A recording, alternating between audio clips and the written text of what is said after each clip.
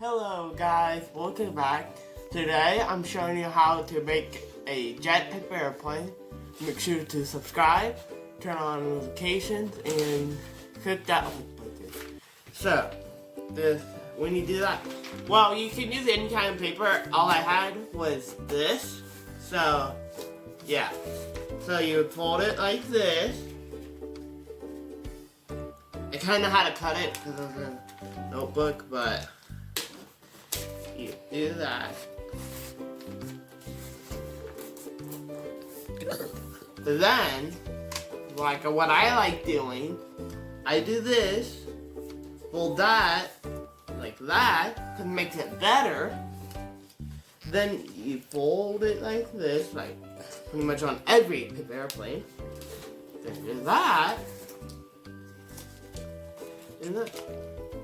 And if you know any type of paper airplanes, put it in the comment section.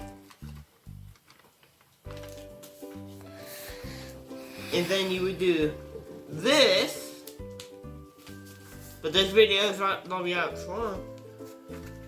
And then you would do this easily. To me, this plane's easy. And then you would do this.